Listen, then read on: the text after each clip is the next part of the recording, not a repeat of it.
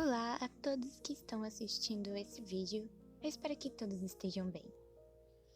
Como vocês podem ver no próprio título do vídeo, eu irei falar da HQ Sandman, escrita pelo Neil Gaiman. Bem, ao pesquisarmos sobre essa HQ na internet, o que nós acabamos sempre vendo nos sites é que Sandman deveria ser uma leitura obrigatória e que toda a narrativa dessa história é genial. Quando a gente vai buscar sobre essa HQ na internet para lê-la online, a gente acaba se deparando com uma quantidade de páginas e capítulos muito grande. E muitas pessoas acabam pensando, nossa, será que vale a pena mesmo eu ler essa HQ? Afinal, é só uma HQ, sabe? Não é um livro ou algo do tipo. As pessoas costumam muito menosprezar HQs e até inclusive zoar pessoas que leem HQs. Mas esse tipo de método para contar história é tão genial quanto um livro. Pode ser tão profundo, tão encantador quanto um livro pode ser. Inclusive, muitas pessoas que não conseguem imaginar muito bem, não conseguem ter uma experiência muito boa com livros. E é nisso que a HQ acaba ajudando. A HQ ajuda muito nesse sentido. E HQs podem ser profundas e não necessariamente são só para público adolescente. Inclusive, Sandman é uma HQ com o selo Vertigo, que é um selo da DC que é direcionado especificamente para o público adulto. Então, com isso, a gente não tem como negar que Sandman é uma das obras-primas da literatura. Até porque ganhou muitos prêmios, né? E claro que existem outras HQs geniais, mas aqui eu irei falar apenas sobre Sandman. Mas antes de eu falar sobre o Sandman, a história por trás dessa HQ, eu vou falar um pouco do autor, porque é muito legal a gente saber a relação que o autor tem com esse personagem. O Neil Gaiman, desde jovem, era fascinado por HQs. A HQ favorita dele da DC era Justice League of America, número 47. Nela aparecia o Sandman, que também era conhecido como Wesley Dodds na época. Quando o Gaiman já estava com 14 anos, ele percebeu que faltava alguma coisa nesse herói e que ele tinha um grande potencial. Agora vamos pular alguns anos e chegamos em 1987, quando Neil Gaiman tinha publicado A Orquídea Negra, que também foi uma HQ de muito sucesso. E foi até por conta dessa HQ que ele foi chamado pela DC para ele fazer Sandman com um tom diferente, um Sandman muito diferente do que as pessoas conheciam até aquela época. Nisso, a DC falou pro Neil Gaiman que a única coisa que ele tinha que manter no personagem era o nome. A única coisa que a HQ tinha que ter era o nome Sandman. Mas tudo podia ser modificado. Ele podia criar um novo universo com aquele personagem. Era tudo por conta dele. E com toda essa liberdade oferecida para ele, foi criado um universo incrível, cheio de simbologia, um universo muito complexo. Inclusive, uma das características muito marcantes dessa história é que nada que o Neil Gaiman colocava no enredo era simplesmente por colocar. Tudo na história faz sentido. Tudo que ele acaba colocando, todos os elementos, as pessoas, fazem sentido de estar naquela história. Mesmo que seja ou mais pra frente, ou que tenha sentido só no passado da história. Mas, enfim, antes de falarmos melhor sobre os 11 arcos que a história possui, vamos entender um pouquinho dos Perpétuos. Os perpétuos são entidades que representam aspectos da vida. Eles são sonho, morte, desejo, desespero, delírio, destino e destruição. Cada perpétuo possui um reino próprio, onde logicamente são seres supremos. Além disso, eles possuem um símbolo que representa cada um deles. A morte tem como seu símbolo o Ankh. Ele é um símbolo egípcio que significa vida. E ele acaba representando muito da personalidade que a morte é. Ela é uma personagem muito alegre e divertida. Ela, durante a obra inteira, tenta mostrar que as pessoas não devem temer a morte. A morte é uma dádiva da vida. Uma filosofia que muitas obras até passam bastante. Enfim, chegando no protagonista, temos o elmo dele como seu símbolo. Um elmo feito de um deus que o próprio Morpheus matou. A morte e o sonho são os irmãos mais próximos entre os perpétuos. O sonho sempre melancólico, egocêntrico e realista até demais, chegando a ser insensível. E a morte sendo compreensiva, dando conselhos e puxão de orelha no sonho, exatamente como uma irmã mais velha. Bem, agora voltando, para os símbolos, o destino tem como seu símbolo o próprio livro dele, que lhe mostra o destino de todo o universo. O destino e a morte serão os últimos perpétuos. No caso, a morte será a última a sair e fechar as portas do universo, não sobrando nada. O destruição tem como seu símbolo uma espada. Ele é um dos perpétuos mais poderosos, se não o mais poderoso. Ele é imune a qualquer poder e é claro que ele tem um enorme poder de destruição. Bem, esse perpétuo ele tem uma personalidade muito extrovertida, ele é engraçado e ele consegue se dar bem com qualquer dos perpétuos, até mesmo com o desejo. Na verdade, ele se dá muito bem, principalmente com a delírio e com a desespero. Ele foi um dos perpétuos que acabou abandonando suas responsabilidades como perpétuo. Na verdade, ele tem uma ótima razão que é explicada na HQ. Uma razão que traz uma reflexão sobre a questão de livre-arbítrio e destino e essas coisas assim. Agora falando sobre desejo e desespero. O desejo tem como símbolo um coração de vidro. Ele ou ela é um ser de aparência andrógina, ou seja, a gente não consegue saber se é um homem ou uma mulher. Além disso, essa entidade possui uma beleza incrível. Esse perpétuo é o mais cruel, entre aspas, e o que adora ficar interferindo na vida do Morpheus e dos outros perpétuos, mas principalmente do Morpheus. Esse cruel, entre aspas, é porque ele não é apenas uma pessoa cruel. Ele é muito além disso e se as pessoas lerem a HQ, elas conseguem entender o que eu estou querendo dizer.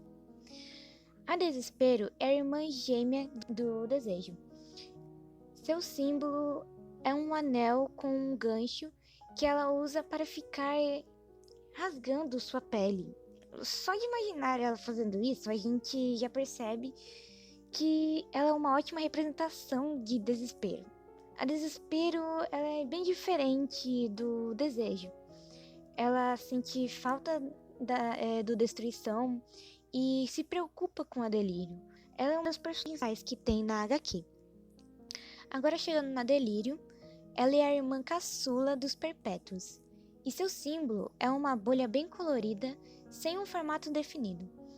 No passado, ela havia sido a Deleite, mas provavelmente é o que se dá a entender na HQ, pelo menos, por conta do Lúcifer ter chegado na Terra e a gente ter entendido que o ser humano, os seres, na verdade, em geral, tem duas facetas, eles não são completamente do bem, a Deleite acabou virando a Delírio. Enfim, Agora, falando sobre os arcos, vamos falar sobre primeiro Prelúdios e Noturnos. Nesse arco, Sandman foi preso por engano por uma seita. Na verdade, essa seita queria prender a morte, mas como o Sandman estava enfraquecido, ele vai no lugar dela. A questão dele estar enfraquecido é explicado em um arco separado da HQ. Enfim, o Morpheus ficou preso durante 70 anos e o arco passa a se desenrolar quando ele vai em busca de seus instrumentos mágicos, que são a algibeira, o elmo e o rubi.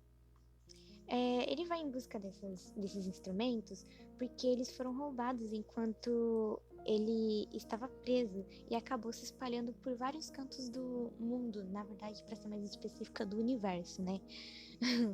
Mas é isso. Agora vamos falar sobre a Casa de Bonecas.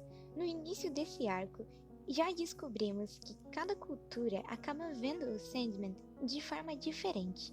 Também vemos um passado amoroso do nosso protagonista, que mostra como ele era muito infantil e babaca.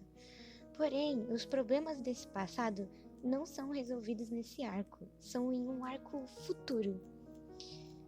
Além disso, surge um problema no sonhar, que é o reino do Sandman, onde 4 sonhos desaparecem.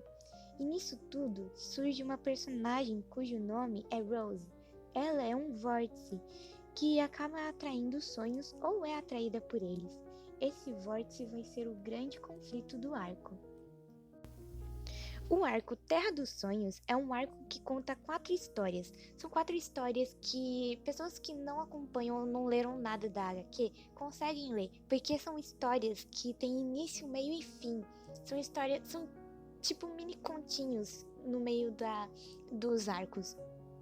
Enfim, essas histórias elas também contam um pouco do passado do nosso protagonista, que acaba explicando coisas que vão surgindo nos outros arcos. A primeira história é sobre uma deusa que já teve envolvimento amoroso com Morpheus no passado. O nome dela é Calliope, e ela está em uma situação bem complicada que mostra como o ser humano consegue ser cruel só para alcançar os seus objetivos, os seus sonhos. A segunda história é bem diferenciada, possamos dizer assim. Conta sobre uma gata que se questiona da liberdade dos gatos. Nisso, ela começa uma busca por resposta e até acaba descobrindo sobre o grande passado dos gatos. Um passado que, digamos que os gatos tinham um monopólio do mundo, assim como os humanos têm hoje em dia. Chegando na terceira história, vamos para o passado em uma taverna onde o Sandman está se encontrando com seu amigo Rob.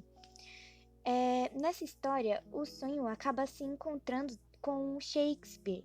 Nesse encontro, eles fazem um acordo de que se o Sandman realizasse o sonho de Shakespeare, o escritor teria que fazer 2 histórias para o sonho. Nisso, a HQ faz uma referência ao conto Sonho de uma Noite de Verão. É um conto que existe de verdade na vida real e que realmente foi escrita pelo Shakespeare. No final, Shakespeare acaba percebendo o preço de realizar o seu sonho. Agora chegamos na última história, que fala sobre a garota elementar. Essa é a minha história preferida. Essa mulher acaba recebendo o poder de se transformar em qualquer elemento. Ela recebe o poder do deus Ra, do Egito, o deus do sol. A garota elementar não desejava ter esse poder e nem queria ser quase imortal. Essa história é muito pesada e fala sobre suicídio e sobre como pode ser torturante viver para sempre ou por 1000 ou 2000 anos. Também aborda sobre como as pessoas estão sempre usando máscara. A máscara seria uma forma de simbolizar as nossas personalidades e chega a um ponto em que nossa antiga personalidade não cabe mais em nós. Essa é até uma das razões de muitas amizades acabarem. Sem a personalidade antiga que as pessoas tinham, muitas amizades acabam se desgastando. Não só amizades, mas relacionamentos amorosos. E pelas pessoas forçarem demais a tentarem sempre voltar àquela personalidade que eles tinham no passado, fica muito desgastado e de um jeito ou de outro, aquela relação vai acabar. Agora, a Estação das Brumas. Se lembram do passado amoroso que eu citei no arco A Casa de Bonecas? Pois é, nesse arco de agora, nosso protagonista busca consertar seus erros do passado. Porém, no decorrer disso, acaba surgindo um problema entre a vida e a morte. Acaba ocorrendo um desequilíbrio entre essas duas coisas. No caso, Lúcifer renuncia às suas responsabilidades com o inferno, assim então fechando as portas do inferno. Quem ficará no controle do inferno agora para manter o equilíbrio? Vale dizer que nesse arco ocorre um diálogo muito interessante entre o Sandman e o Lúcifer, onde refletimos sobre autodepreciação, de como punimos a nós mesmos. Um Jogo de Você é um dos meus arcos preferidos, mas não é por conta da Barbie ser uma personagem nesse arco, mas sim por levantar questões LGBT sobre a transfobia e até o processo psicológico que uma pessoa passa quando ela está passando pela transição. Esse arco envolve os sonhos da Barbie e mostra até como era o passado dela. O fato de que o pai dela não a deixava ler HQs só porque ela é mulher é um assunto tão recente, mas que já era abordado pela HQ Sandman lá pelos anos 90. Eu acho simplesmente incrível isso. Tipo, principalmente por ser naquela época, porque era mais tabu ainda falar sobre assuntos LGBTs e machismo. Esse arco me tocou demais. Na verdade, é muito difícil não ficar marcada por todos os arcos. São tantas mensagens que são passadas que é impossível passar o que eu senti em palavras para vocês. Espelhos Distantes também é um arco que contém contos, só que ele se baseia mais em eventos históricos. Na primeira história, Morpheus se encontra com Joanna Constantine, a antepassada de John Constantine, um personagem que apareceu no primeiro arco, no capítulo 4. A história se passa durante a época da Revolução Francesa, até aparecendo Robespierre. Pois é, aquele cara que a gente ouviu falar no documentário de Jacques Louis, aquele artista que admirava cegamente esse extremista da época da Revolução Francesa. A segunda história se passa em Roma, enquanto Augusto, sobrinho de Júlio César, era o imperador de Roma. A história mostra como Roma marcou muito a história da humanidade. A terceira história conta sobre Joshua Norton, uma figura que realmente existiu, porém na HQ sua história foi muito modificada. No conto, ele acaba apenas vivendo um sonho dentro de sua cabeça para não se matar. Já na vida real, ele é considerado o único imperador dos Estados Unidos. Imperador, entre aspas. A quarta história conta sobre Bagdá e suas maravilhas. Um governante do lugar conversa com o Sandman e pede para aquela cidade ser eternizada, e ele realmente faz isso. Gaiman faz uma comparação da Bagdá do passado, uma bela cidade que parece até só ser um sonho, com a Bagdá destruída de agora por conta das guerras. Convergência também é um arco de contos.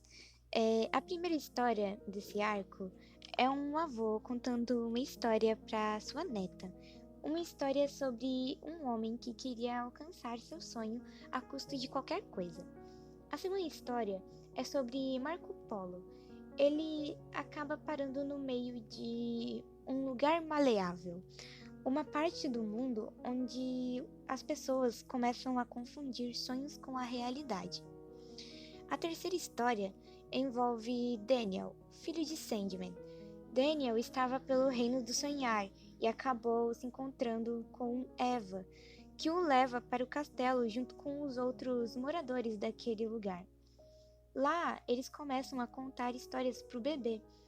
Inclusive, Eva contou sobre Adão, a verdadeira história daquele universo, tá, gente? Não é da Bíblia. Enfim. A última história fala de outro filho de Morpheus e explica muitas coisas que foram contadas em outras histórias. Mostra a razão de Calliope e Morpheus terem se separado e de como o Orpheus, que é o filho de Sandman, chegou no estado que ele se encontra hoje em dia. Vidas Breves pode ser resumida em uma palavra: mudança. Esse também é um dos meus arcos preferidos. Nos arcos anteriores, vimos como Sandman era infantil e não se importava com ninguém no passado, mas nas histórias do presente, ele é bem diferente. Ele está amadurecendo, mesmo que ainda cometa deslizes. Ele está mudando e todo mundo percebeu isso. Nesse arco, podemos receber uma explicação do porquê do Destruição ter largado a sua responsabilidade como um perpétuo. E também entendemos melhor o porquê da Deleite ter virado delírio, que é aquilo que eu falei lá no início. No final, o arco tem uma das minhas artes preferidas da HQ, essa que eu tô mostrando agora na tela. Ela mostra toda a dor, o vazio, toda a tristeza que o personagem está sentindo, deixando tudo em volta preto e branco, exceto sua calça azul. E se pegarmos o período azul de Picasso, podemos entender esse azul em contraste com o ambiente, representando a tristeza em meio a uma sala vazia, a tristeza que o Sandman está sentindo, o luto que ele sente naquele lugar onde ele está sozinho. Bem, os próximos arcos eu não posso falar, porque senão eu daria spoiler, porque eu não tenho como falar desses próximos arcos sem dar spoiler, então eu não posso falar, vocês vão ter que ler para vocês conseguirem absorver mais ainda das mensagens que o Gaiman quer passar durante a HQ inteira, porque, gente, são muitas mensagens. O que eu falei aqui não é nem metade delas, é muita coisa, são muitas histórias, são muitos personagens, muitos diálogos marcantes, muitas cenas marcantes, muitos desenhos e artes marcantes, gente. É sério, é uma HQ que agrega muito na nossa vida, faz a gente pensar e refletir sobre quem a gente é muito importante isso. Gente, sério, leiam a HQ, de verdade. Ela passa uma mensagem muito bonita sobre a morte. Como a gente não precisa ter medo da morte. A morte pode ser algo bonito, uma dádiva de verdade. A gente sempre tem medo da morte. A gente, na verdade, para ser mais específica, a gente tem medo de como a gente vai morrer. Se a gente vai sentir dor, se vai ser um processo demorado e dolorido. Mas não é algo que a gente tem que ficar pensando, porque a gente não vai ter como fugir da morte. A morte vai vir pra gente em algum momento, porque sem a morte não existiria vida, certo? Não existiria um sentido pra gente correr atrás dos nossos sonhos.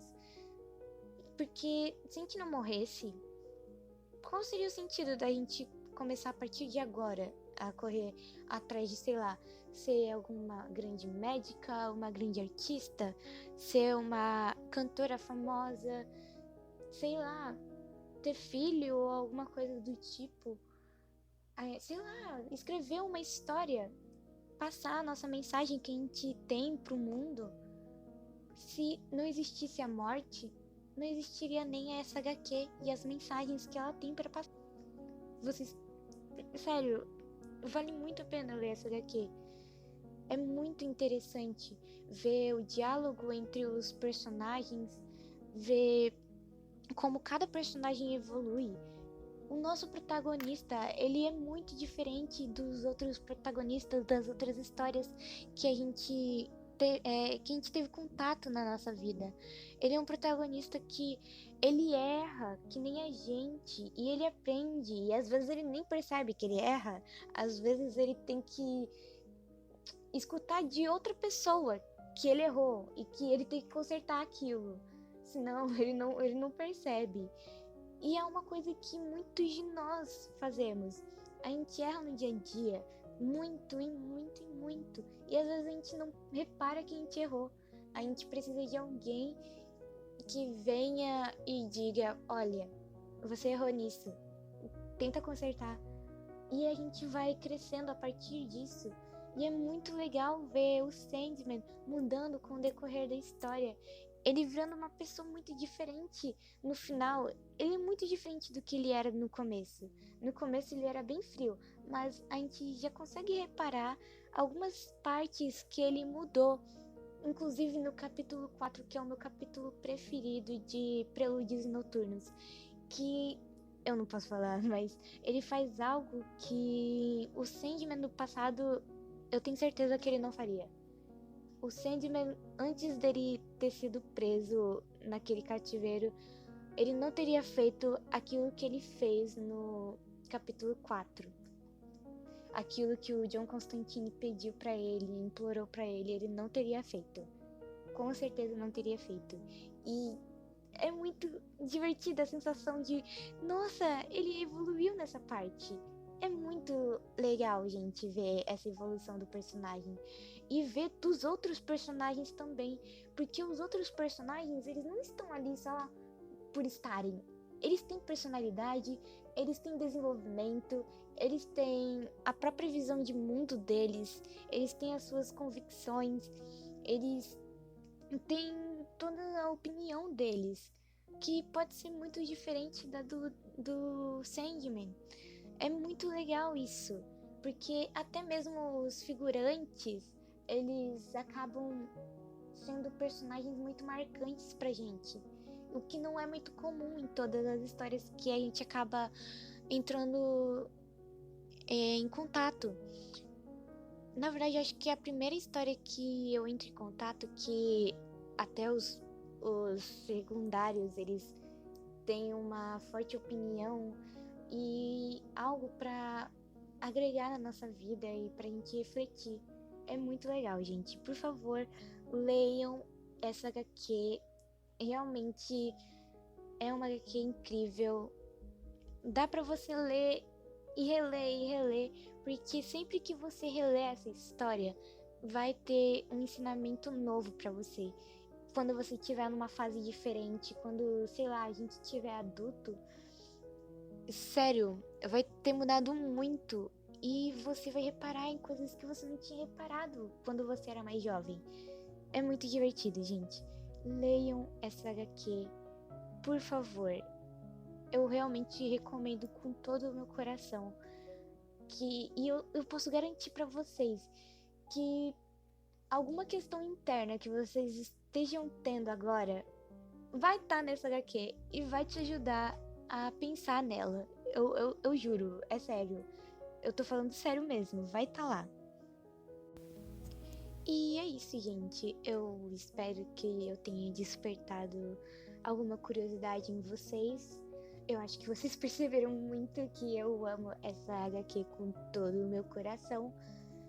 E é isso, gente. Obrigada por terem assistido.